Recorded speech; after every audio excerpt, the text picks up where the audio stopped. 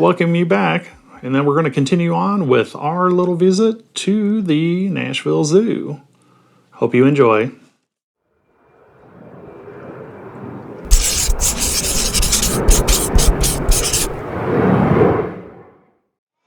All right, let's take a peek at some gibbons. They're always fun to watch, although they don't seem to be very active right now.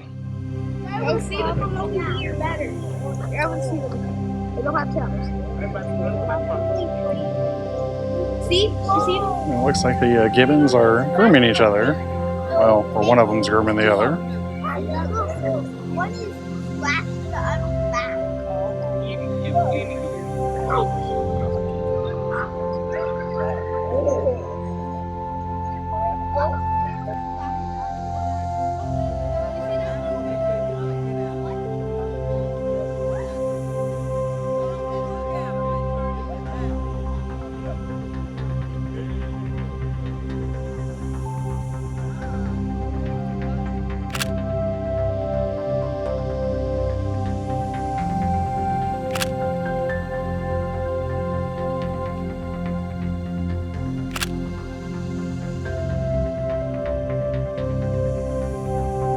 Well, everything in the zoo seems to be in a figure-8 path, and they call it the jungle trail.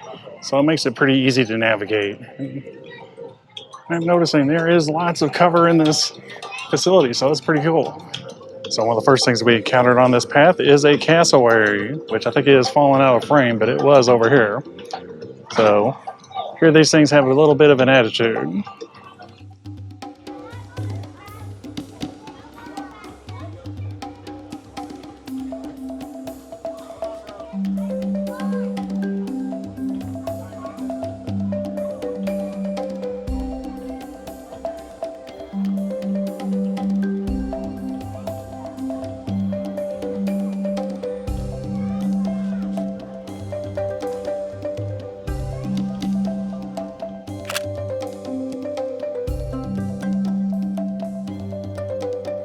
And like many zoos, this zoo has a little kangaroo walkabout where you can walk on a little path and you can see all the kangaroos.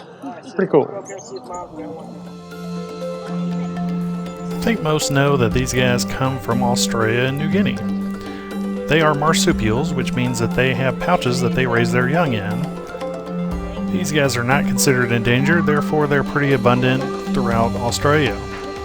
They can also grow pretty large, and a large male can be up to 6 foot 7 inches tall and weigh about 200 pounds. And they are also related to the wallaroo and wallaby, which are actually smaller than the kangaroo.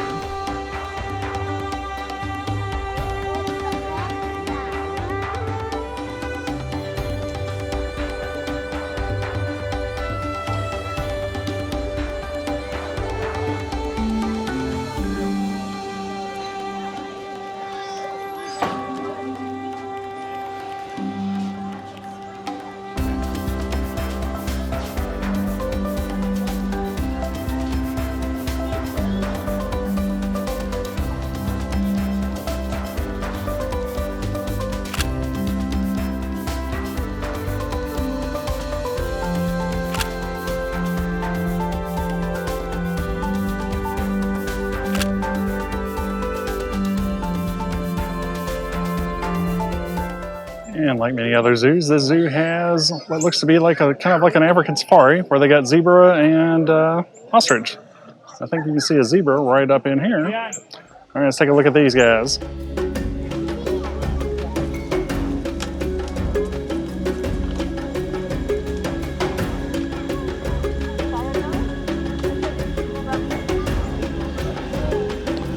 It looks like they got some antelope over here as well. Just laying down and chilling.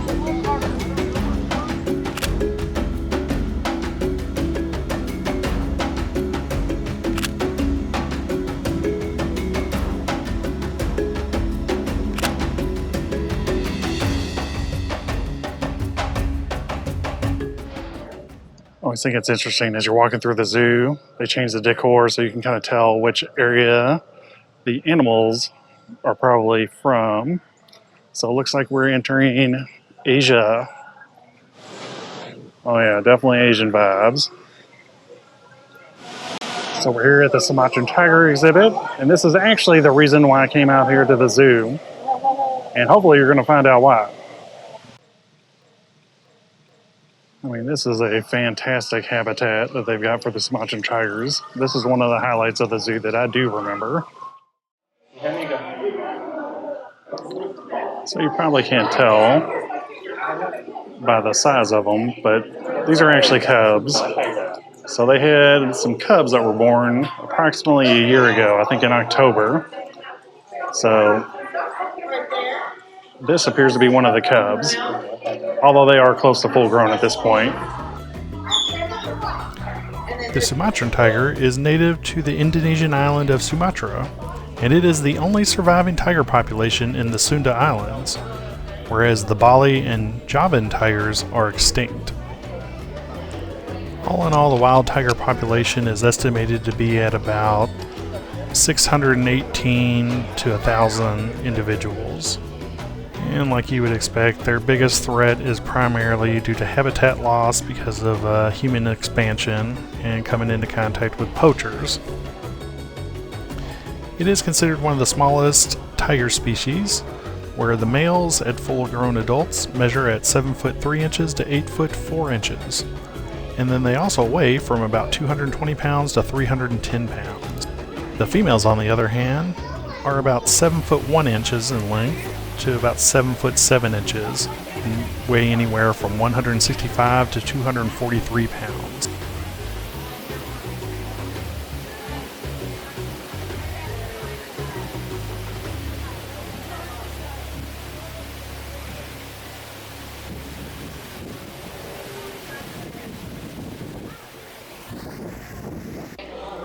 It appears the two siblings have discovered there's something over on the other side of the habitat. I wonder what it could be. Literally, tigers in captivity are literally just like regular house cats. They really are. I swear to God, they are. Big cats in captivity are big babies. I've seen it. Have you seen Tiger King? Number one. Oh, alright. That's not a great example to use. It's coming closer. Well, one of them looks like he's taken upon himself to investigate the matter. Look, there it goes.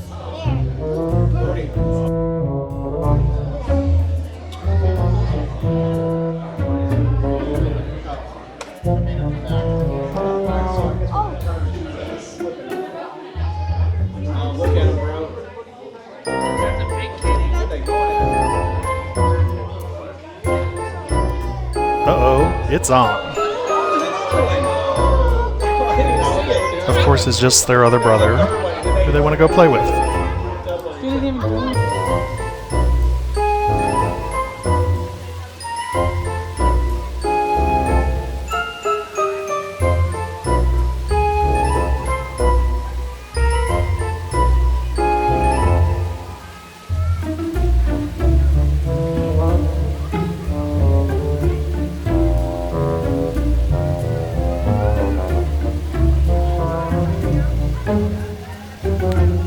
Looks like another sneak attack is being prepared for. And it's on again!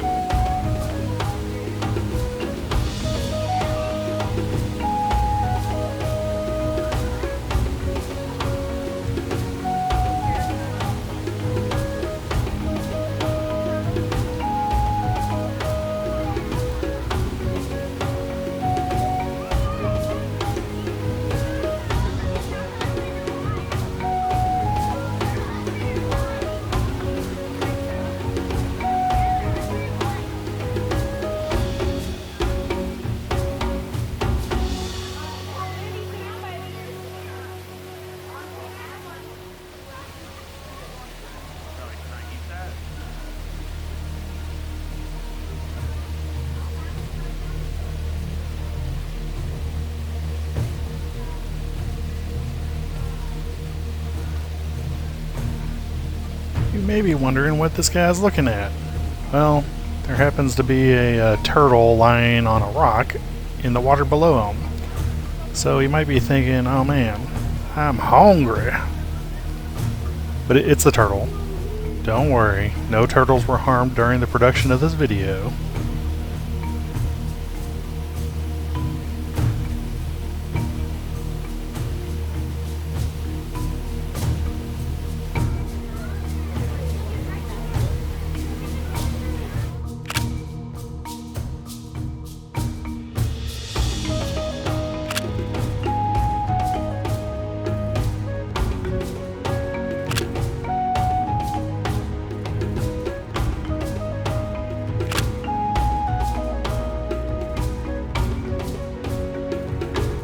Alright, well, it's cool that we got to see the baby tigers. They were actually pretty active at points. I couldn't get it all on video all the time, or I couldn't even get them in pictures because it seemed to be at, bad angles, but I think I did get at least a little bit of it. So it's always exciting to see. And of course, the hardest part of this whole thing is breaking away from the baby tigers and going to see the rest of the zoo, because we need to see the rest of the zoo. So let's do that. So if my memory serves me right, the other big habitat that they got over here is the Andean Bear. So they got a pretty fantastic habitat for the Andean Bear. So let's go and see if we can find them out. See, it's decorated really nicely when you come into this area. We're stepping into Peru, baby. Quick pit stop before we get into the Andean Bear. They've got these southern Pudu over here. They're like the smallest species of deer, I believe. They're really cute, though.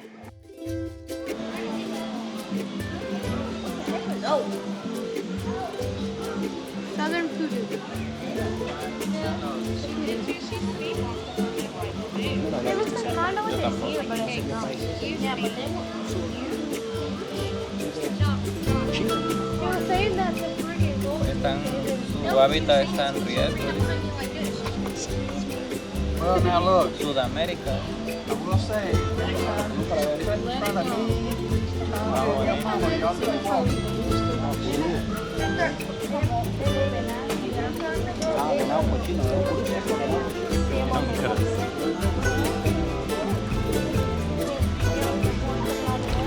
This little bugger has a penchant for branches and the leaves off there. Close relative to a deer.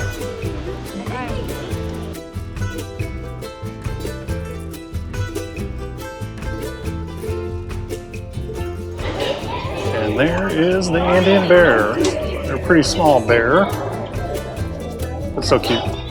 Also known as the spectacled bear, the South American bear, short-faced bear, or mountain bear. This bear is native to South America and is the only bear native to South America. Also interesting is this bear is considered omnivorous, but its diet is primarily an herbivore, so a little bit different. On average, these guys weigh about 254 pounds, and the females weigh 143 pounds. These bears are considered vulnerable to be potentially extinct, and of course, it is like a lot of other stories that we've heard. It is due to habitat loss and or poaching.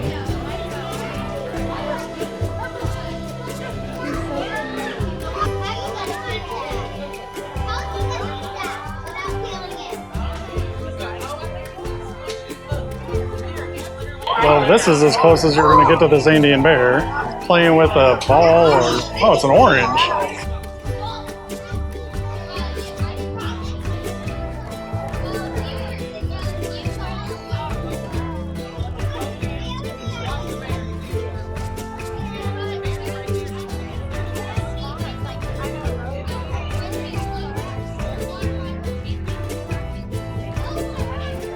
No, you never know what you're going to see at the zoo.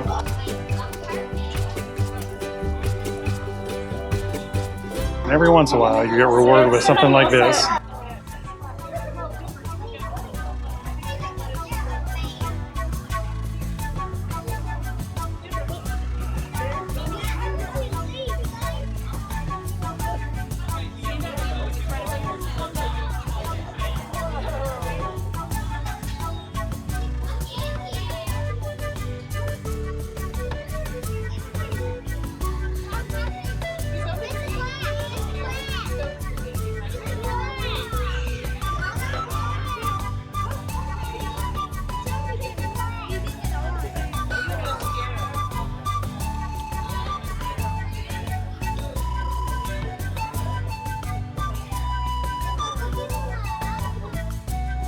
So in addition to the Andean bear inside of their habitat, they've got a little display of Amazonian fish.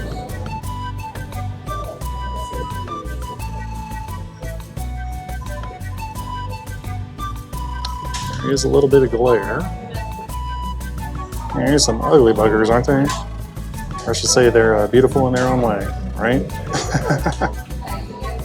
They look different though.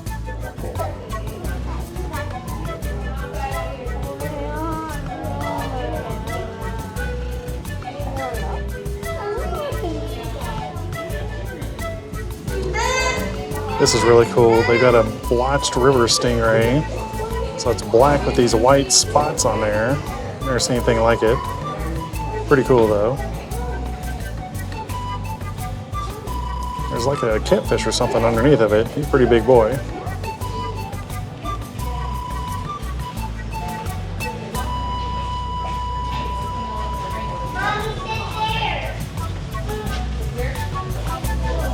In addition to that, you got a green caiman or a green basilisk, which is the little guy on the left, and then a caiman on the right, who is a saw mollusk. Pretty wild.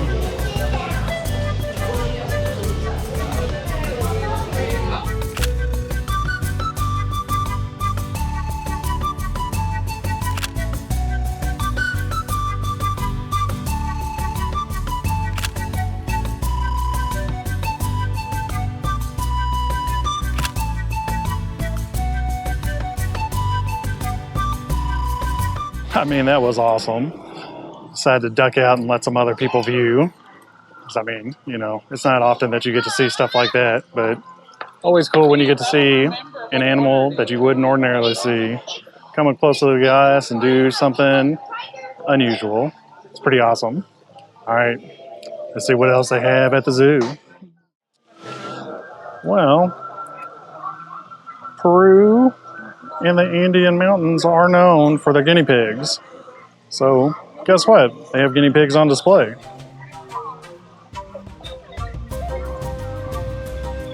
Just like you can have as a pet in your house. These guys are so cute.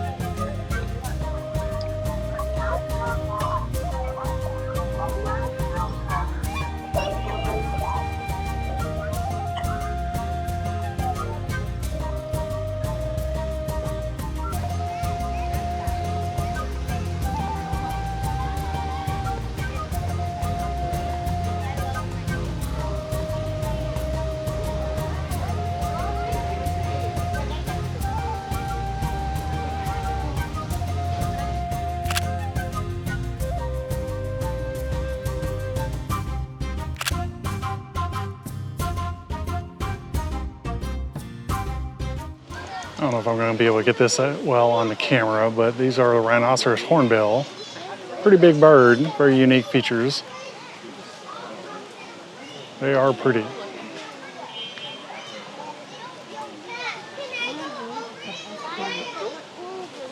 We'll go see the bears.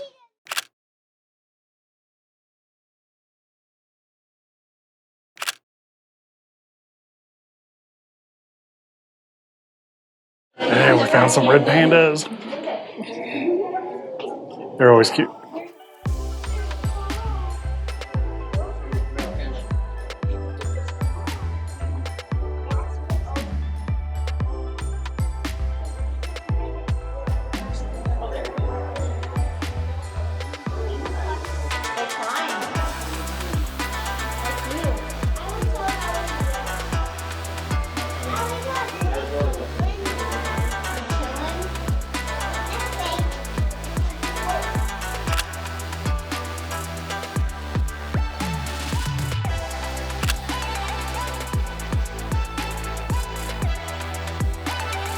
So I mentioned earlier that the thing that this zoo is really known for is the clouded leopards.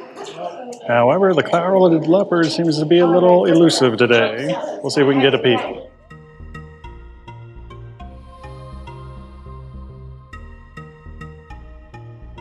And in. The cat gets its name because of the spots on its fur, which are reminiscent of clouds. And they aren't really big, so they weigh in between 25 and 51 pounds when they're full grown. The females range in size from 27 inches to 37 inches long, where the males are a little bit larger, from 32 inches to 43 inches. Height-wise, they're only about 20 to 22 inches tall.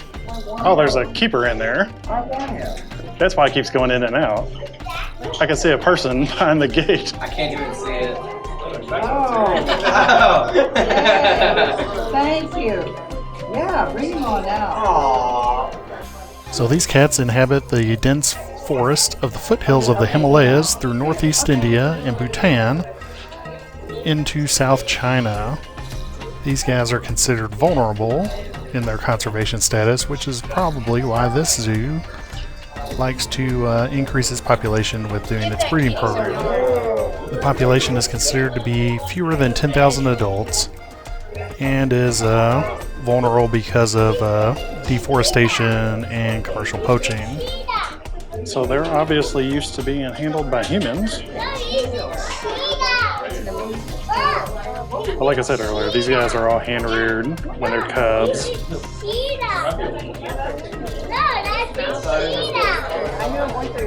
So they tend to breed these and then send them off to other organizations.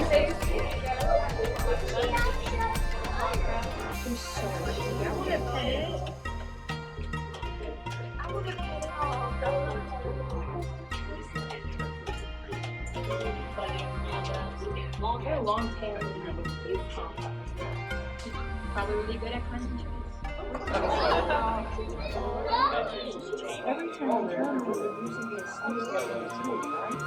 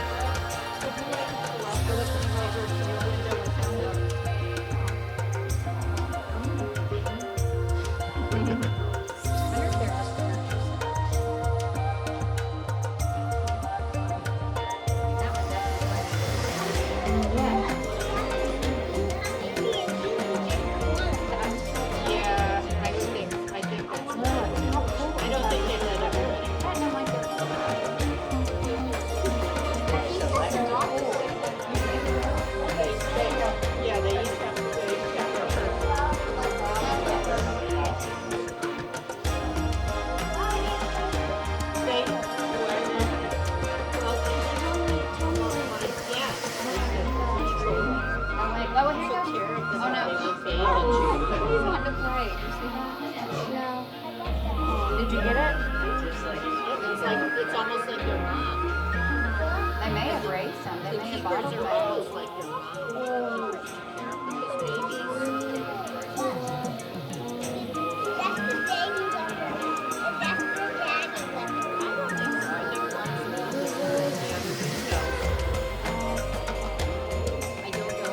They don't have the leopards don't have name tags.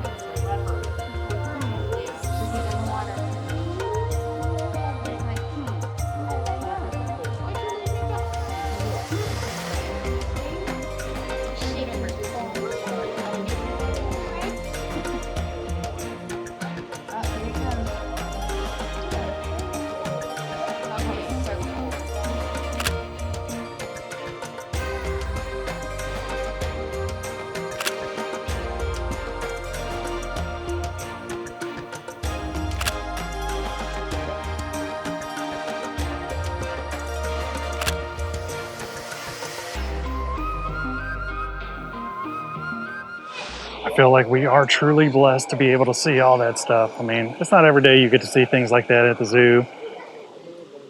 A lot of clouded leopard excitement with the keepers.